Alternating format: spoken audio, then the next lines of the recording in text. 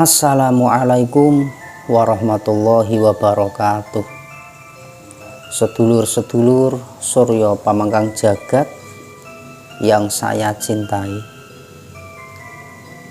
menyambung pembahasan atau video yang lalu, di sini saya akan menjelaskan beberapa ciri orang yang terkena ilmu hitam. Ilmu hitam ini bisa juga santet, sihir, guna-guna, dan sebagainya. Ciri pertama orang yang terkena ilmu hitam, yang pertama, rasa yang diderita datang pada jam-jam tertentu atau kambuh hanya pada waktu-waktu tertentu saja. Jadi orang yang terkena ilmu hitam ini rasa yang diderita ini jamnya jam-jam tertentu. Jadi tidak kambuh setiap saat terus menerus, tidak, tetapi ada jam-jam tertentu saat kambuhnya. Yang kedua, penderita merasakan sakit yang nyeri sekali, seperti ada benda yang menusuk di dalam anggota badan pada bagian organ-organ tertentu. Jadi seolah-olah ada sesuatu yang menusuk, dan itu rasanya sangat sakit sekali pada bagian tubuh tertentu atau organ-organ tertentu. Kemudian yang ketiga,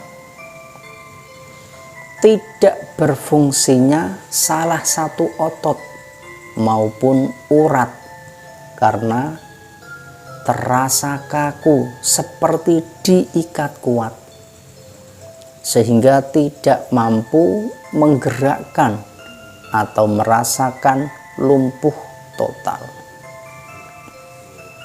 Itu yang ketiga. Kemudian yang keempat, merasakan bagian-bagian tertentu pada anggota tubuh seperti terasa panas, seolah-olah badan ini terbakar oleh api. Itu. Kemudian yang kelima, perut terasa mual dan mulas seperti keracunan yang parah. Jadi yang kelima ini perut terasa mual, terasa mulas, seolah-olah ini keracunan, racun yang ganas, racun yang sangat parah sekali. Kemudian yang keenam, orang yang sedang menderita penyakit biasanya ditandai oleh gejala-gejala terlebih dahulu. Ini, jadi lumrahnya orang yang sedang sakit ini kan ditandai oleh gejala-gejala terlebih dahulu. Namun bila kondisi penyakit tiba-tiba datang tanpa gejala lebih dahulu, berarti ada ciri-ciri seseorang menderita atau mendapat serangan teluh ini. Tetapi jangan langsung itu dianggap teluh dan sebagainya, terlebih dahulu dibawa ke medis, itu yang paling utama. Kemudian selanjutnya, biasanya tubuh terasa lemas, kepala terasa berat, dan jantung berdebar kencang. Ini jantung berdebar kencang. Kemudian jalan ini sempoyongan. Jadi mau berjalan ini sempoyongan. Karena apa? Saking lemasnya, kepala terasa berat, berjalan jadi sempoyongan.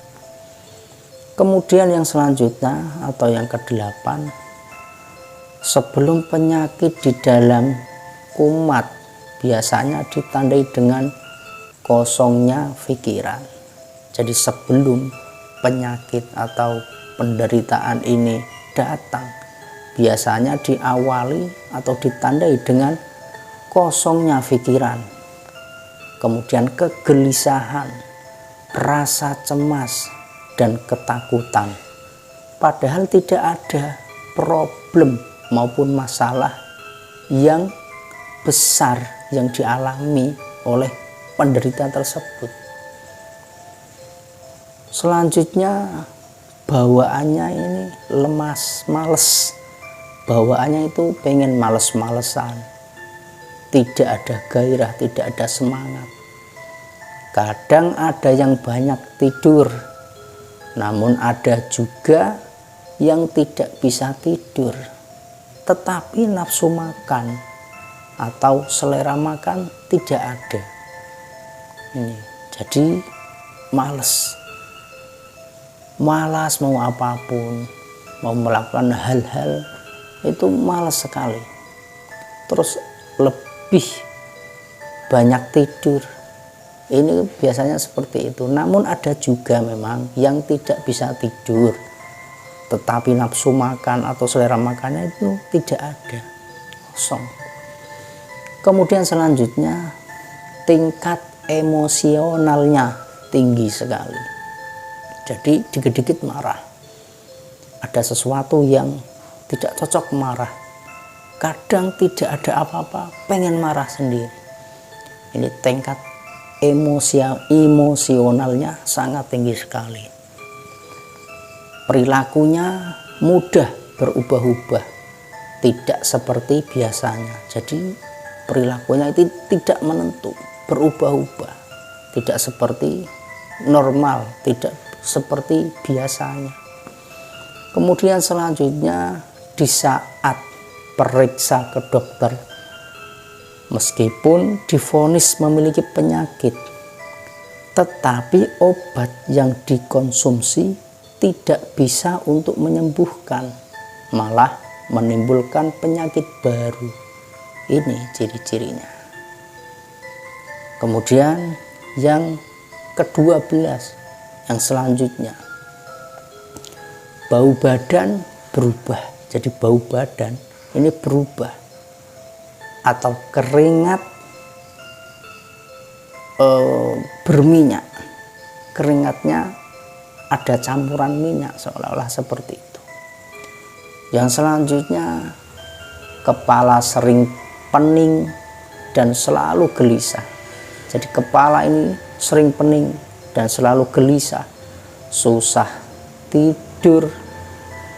Ini susah tidur.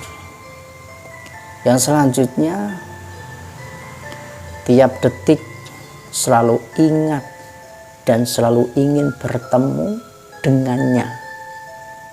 Nah ini, tiap detik selalu ingat dan selalu ingin bertemu dengannya sampai dibelain mati-matian. Nah ini biasanya disebut serangan pelet. Jadi selalu ingat, selalu ingin bertemu, bahkan dibela-belain mati-matian. Tapi gejala seperti ini jangan langsung dikaitkan dengan serangan ilmu hitam atau pelet.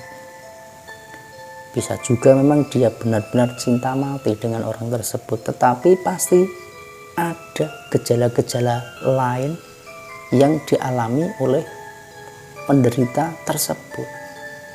Itu pasti ada gejala-gejala lainnya. Kemudian yang ke-15 atau yang selanjutnya ditandai dengan apa? Dia malas ibadah. Jadi mau ibadah, entah itu baca Al-Quran, entah itu sholat, entah itu berpuasa dan lain sebagainya. Jadi hal-hal yang berkaitan dengan ibadah dia sangat malas, dia enggan untuk melakukannya.